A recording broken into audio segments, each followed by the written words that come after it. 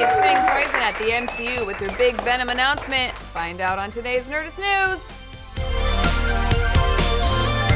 After months of speculation, Sony has officially announced the first film in its standalone Marvel Universe, a Venom solo flick starring former Batman bad boy Tom Hardy as the parasitic anti-hero. Now, they made the announcement via Twitter with a black and white pic of Hardy rocking a Venom tee and a caption that reads, "Tom Hardy is Eddie Brock in #Venom." The upcoming film from Sony's Marvel Universe releasing October 5th, 2018, production starts this fall. Now, you probably don't need a PhD in throwing shade to notice that Sony is casting a tiny shadow on the competition right there.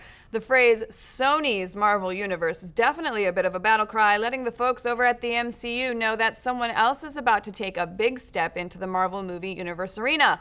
But what may need a little more explaining is how exactly all of this is possible. How is Sony starting to build its own Spider-Man-centric franchise when Sony has teamed up with Marvel to release Spider-Man Homecoming in less than 2 months? And what does it mean for everyone's favorite wall crawler? Well, the answer goes all the way back to the 90s, when the then struggling Marvel sold off the film rights to some of its most popular characters in order to stay afloat. Those sales included the X-Men to Fox, the Hulk to Universal, and Peter Parker along with all of his friends and foes to Sony. Sony managed to work some magic with the webhead for quite a while, with many considering the original Sam Raimi-helmed trilogy to be the gold standard for superhero genres. But the company stumbled with their follow-up franchise, The Amazing Spider-Man, which was considered both a financial and critical disappointment and abandoned before even getting a third film. Of course, at this point, Marvel's financial hardships had ended, having since become one of the most lucrative film brands of all time, and so a deal was struck. Marvel and Sony would share custody of Spidey, at least for 6 films. Sony would use the goodwill of the MCU to rehabilitate the reputation of its once untouchable hero, and Marvel would be able to welcome one of its most beloved characters into his proper big-screen home alongside Iron Man and Captain America.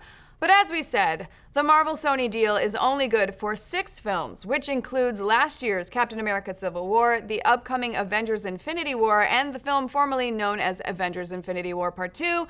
Throw into the mix the aforementioned Spider-Man Homecoming and its more or less guaranteed sequel, and you've got 5 films of the 6-film deal already accounted for. And with their most recent announcement regarding Venom and their own Marvel Universe, it's pretty clear that Sony is already thinking about that Spidey life after the MCU. In addition to Venom, they're also planning films based on other members of the classic Spider-Man Rogues Gallery, including Black Cat and the Sinister Six, films that both Kevin Feige and Spider-Man Homecoming director John Watts have confirmed will have no overlap with the Spider-Man of the MCU. But how will all of this work? What will Sony's Spider-Man universe look like, especially with another Spider-Man still swinging around an alternate Marvel Manhattan just a few screens down the multiplex? Well, the way that we see it, it could go a few ways. If Homecoming is a huge hit, then Sony could try to extend its deal with Marvel and find a way to eventually connect the 2 universes. But on the same token, a Homecoming hit could lead Sony to decide they don't need Marvel anymore, and they just end up absorbing the Tom Holland Spidey into their universe, complete with a bout of selective amnesia that prevents him from remembering any of his adventures with the Avengers. Another option is giving a Spider-Man who isn't Peter Parker the big screen treatment. Sony could probably reap a ton of fan favor by finally giving Miles Morales a little love.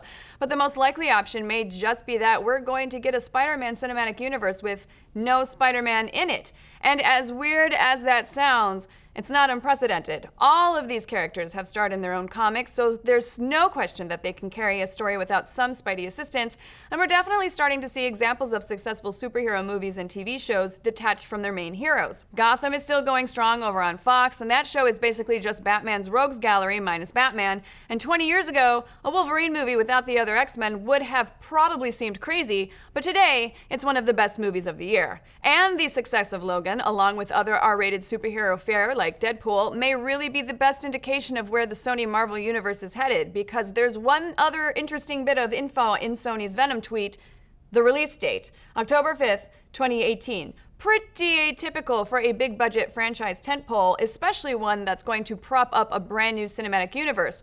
Release dates that close to Halloween are usually reserved for horror films, which leads us to believe that the Venom movie may lean into the character's horror roots, which may in turn set the status quo for the entire SMU.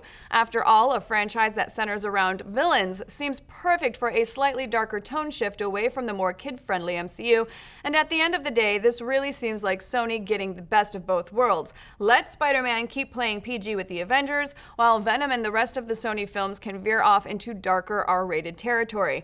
But what do you folks think? Are you excited for multiple big-screen Spider-Verses, and can Spider-Man survive without Spider-Man? Let's discuss. And if you like Nerdist news, you should tune into our live daily show, Nerdist News Talks Back. We round up the best news and stories in pop culture, interact with the fans, and generally just have a great time. You can check us out every day at 1 p.m. PST on YouTube and ProjectAlpha.com.